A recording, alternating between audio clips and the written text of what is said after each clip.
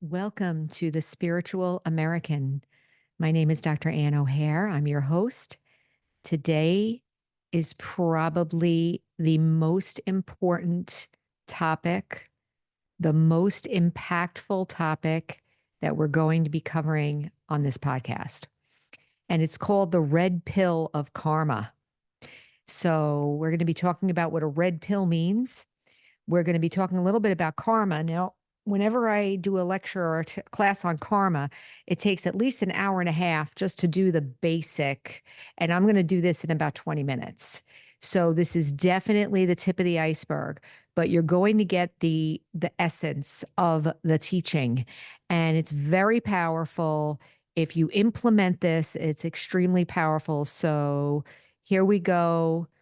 I want to say buckle up. No, but let's enjoy this. It's an extremely transformational piece of spiritual knowledge. So karma, what does karma mean? We hear karma all the time. Some people say, bad karma, karma got you back, instant karma, things like that. Karma simply means action. The word means action. So there's a law of action and reaction. So whatever you do, that's what comes back to you. So normally when we think about this, we think about it in the physical. You smacked me in the head, you hit me in the head, and then somewhere down the line, somebody's going to hit me in the head. Or it's an eye for an eye, a tooth for a tooth, like that kind of idea. But in spirituality, we're looking a little bit deeper at what karma actually is and what the return actually is. But before we talk about that, I want to explain that karma is not right and wrong. Karma is a machinery, like a law. Like you wouldn't say that gravity is bad or wrong, or you wouldn't say that centrifugal force is bad or good or anything like that. You wouldn't put a judgment on the other physical laws. So we can say that the law of karma is another physical law. It's a machinery that works. It's a spiritual machinery that works. Energetically. So remember when I said like the eye for an eye, a tooth for a tooth? It's not really like that. It's more like the quality of the energy that you put out, however much, that's what you're going to get back. So for instance, if I put out 10 molecules of happy, I'm going to get 10 molecules of happy back. But the way I gave the happy and the way the happy comes back doesn't have to be the same. So let me explain that again. So let's say I was a business person and I was very um, insensitive to the feelings of my employees, let's say. Let's say all I cared about was money.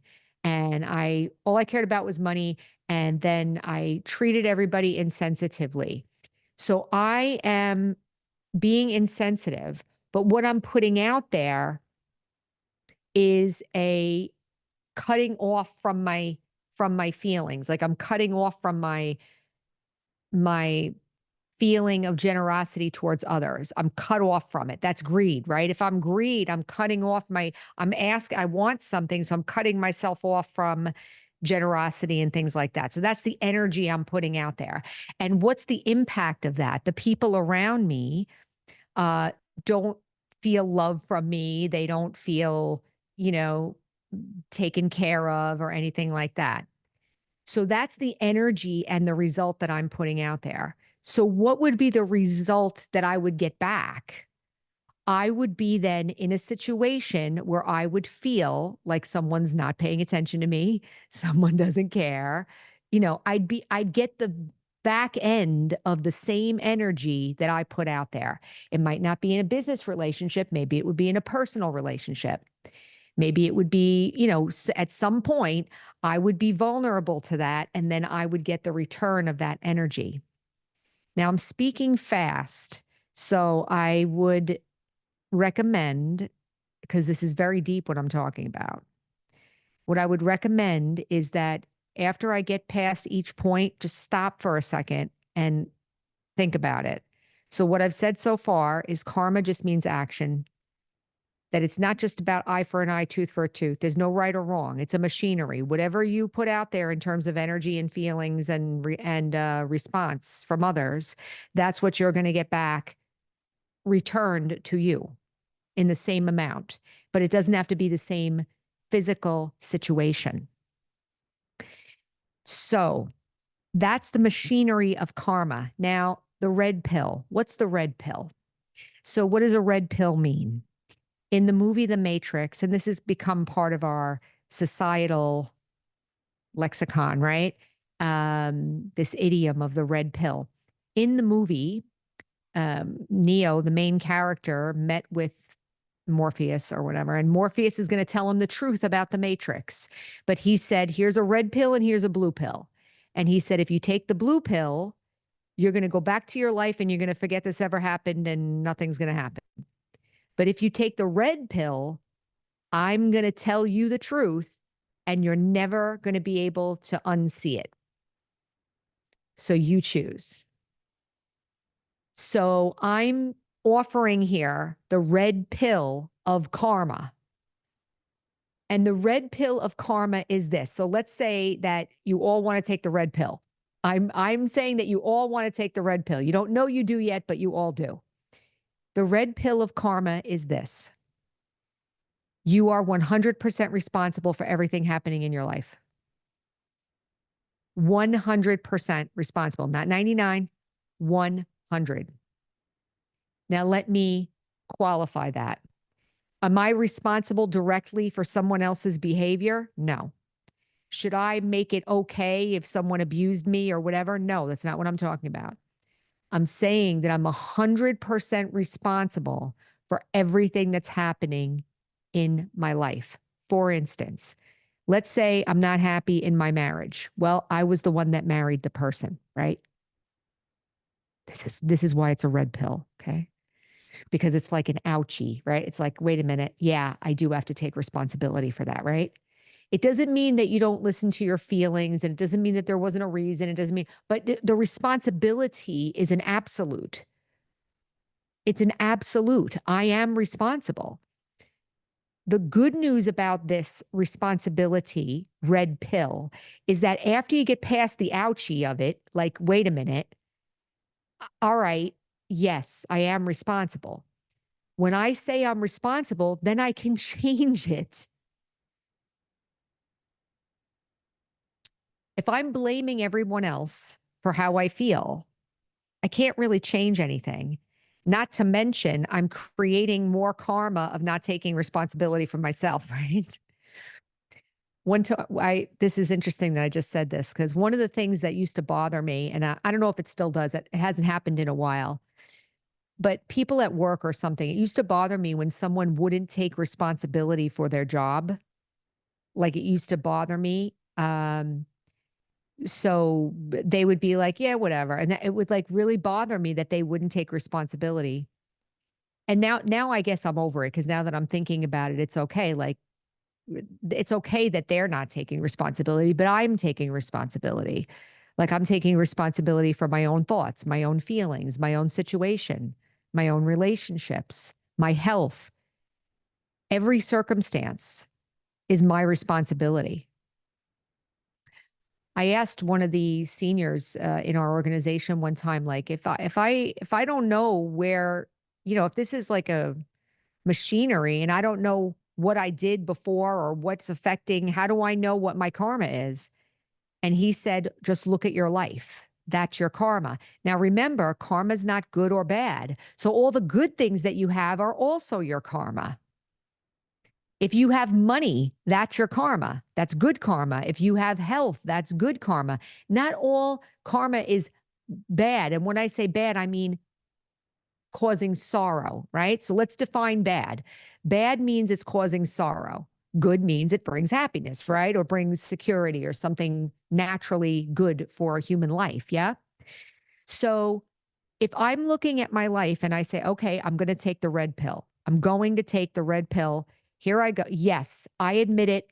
I'm 100% 100%. What's going to happen is you're not going to be able to see the world the same after that. You're not going to be able to blame your husband for your upset. You're not going to be able to blame your wife for something. You're not going to be able to blame your kids. You're not going to be able to blame anybody for your feelings and your situation.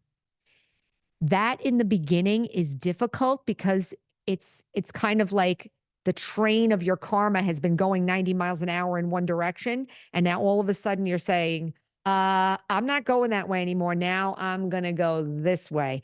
There's a momentum behind all of that you've been doing. And it's okay because anything can change.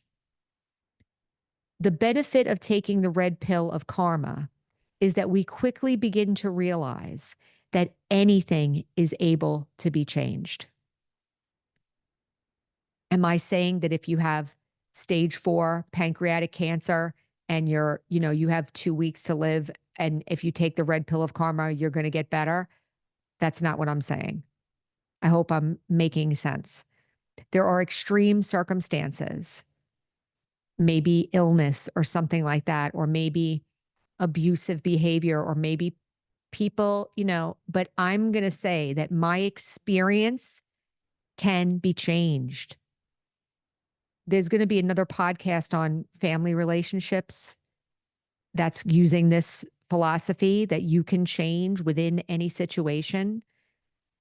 The last podcast was about freedom in relationships. It's all about being responsible for yourself in the relationship at all times. I can't emphasize enough what a deep transformation is available if you accept, if I or we accept the responsibility for myself and my life. Understanding that karma is a machinery. It doesn't judge. It just gives back what it got. So if I have a relationship, let's say a lot of times people are in an unhappy marriage or something like that. I got married, so I take responsibility. Now I can get out of that marriage, but I have to do it responsibly. I'm not going to blame the spouse. This is how we finish the karma. So this is it. If there's a situation where you're not satisfied and you want it to be transformed, or you want out of it. Let's say you just want out of it. Let's say you're unhappy in your job. Like you just can't stand your job. You literally don't like it. You want to do something else, but you need the money, like it's a regular job. So you're not going to leave. You're not going to be irresponsible with the job, but you're going to be 100% responsible with your feelings about it. I chose it. Maybe I chose it to please my mom, or maybe I chose it because it was the easiest thing, but it's not what I really want. You just be really honest. Honesty with yourself, work it through, put the wishes out, journal, figure out what you want, and just don't complain anymore. Don't not take responsibility. Don't do any of that anymore. You're finishing the karma. All of the things that we see in our life that create this feeling like, I don't want that, or like that's not good, or whatever, we can transform it by reacting to it or by responding to it in a different way than we did before. And we want to respond to it in a responsible way. I'm 100% responsible for my feelings right now, and I have to work them out. When I work them out, and just like we had the other podcast about the 5 steps of authentic self-expression, if I work that out and I change, that karma's finished. One thing I can tell you in my experience is one of the ways the karma's finished. There's a couple of ways that you know. One way that you know is that your mind becomes very quiet about it. Like you don't think about it anymore. That means your karma's finished about it. If you have a lot of unfinished business about something, your mind is going to be going crazy about it, right? Another way that you would know that the karma's finished is that a lot of times the situation will simply leave you. Like I had at work, again, I'm always at work, but at work, I was had this person that I was dealing with, and I really did a lot of work because she was triggering me for all kinds of reasons, and I really did a lot of work, and I knew that it was done because she retired. It was like she left. It was gone. She was gone. So for me, that was like confirmation. Okay, karma's done. So you see how you're looking at the world through your own eyes. You're not looking at the world like I'm a victim of the situation anymore. This is why it's a red pill. I refuse to look at my life as a victim. I'm looking at it like I'm responsible for how I feel. I'm responsible for how I'm reacting, and I can change it. I can transform it, and I can become benevolent, and I can become good and finish this for good. So I'm going to stop there. I hope that this gave you some food for thought. Like I said, this is usually an hour and a half at least. But I would say for the homework, I would say sit and just think about the red pill. Just think about the red pill.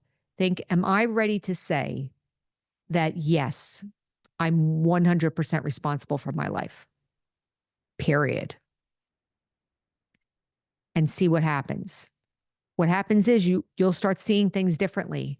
We had a student recently who took the course, and karma is part of the course, and she said that she was having a fight with her husband after the karma lesson, and she immediately in the middle of the fight, she stopped. She knew what was going on. She stopped.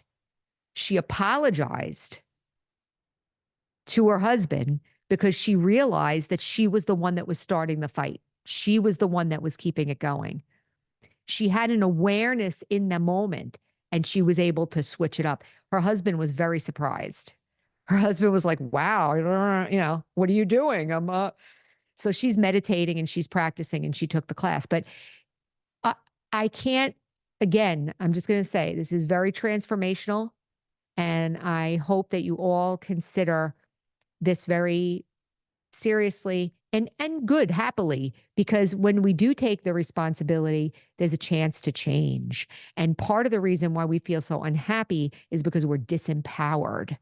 So knowing the law of karma, understanding it and working within it gives us our power back, and we can change anything. It also helps others too, because when I'm feeling good and feeling powerful, others get inspired, and they can't run their games if I'm not playing. They can't run them either, so I help them that way too. So I'll leave it there. There'll be more on this. Don't worry. It's going to come up again and again. So again, our slogan is heal, empower, and serve. And thank you all for listening, and take care.